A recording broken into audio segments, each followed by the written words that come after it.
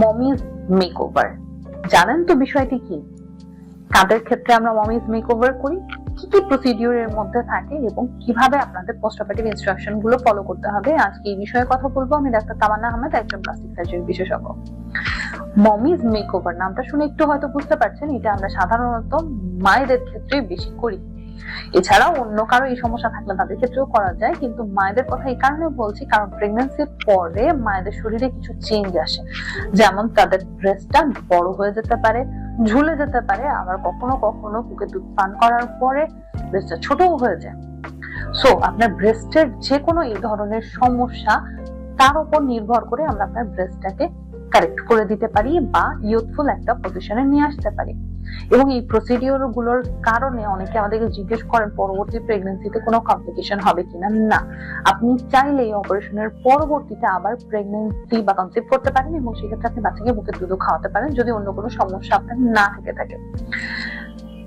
স্তন বা ব্রেস্টের পরে চলে আসেন, মায়েদের মেইন সমস্যাটা হয় পেটে। পেটটা ফুলে যায়, বড় হয়ে যায়, ঝুলে যায় এবং এটা কখনোই কোনো এক্সারসাইজের মাধ্যমে আবার আগের পর্যায়ে আসে না। এক্ষেত্রে আমাদের পেটে যে মাসল গুলো থাকে সেগুলো দুই সাইডে সরে যায় এবং পেটটা অনেকটা ঝাপসা হয়ে যায় বা দুই সাইডে আমাদের যে কার্ভেচারটা থাকে সেটা আর কোনোভাবেই মেনটেন করা সম্ভব হয় না।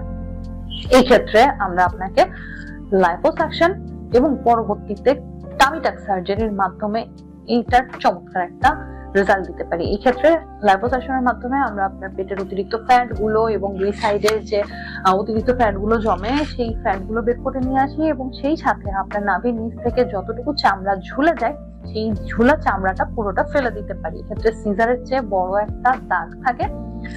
আর এই ক্ষেত্রে আপনার আরেকটা চমৎকার ব্যাপার হয়, সেটি হচ্ছে পেটের যে ফাটা দাগগুলো নাভির নিচ থেকে থাকে সেগুলো সব রিমুভ হয়ে যায়।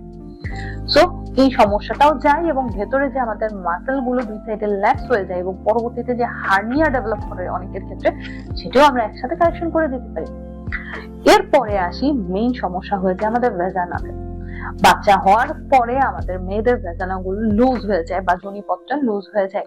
এই একই সেটিং এ আমরা তাদের ভেজানার টাইটেনিং বা ভেজানা প্লাস্টি অপারেশনের মাধ্যমে এই সমস্যাটাও সমাধান করতে পারি।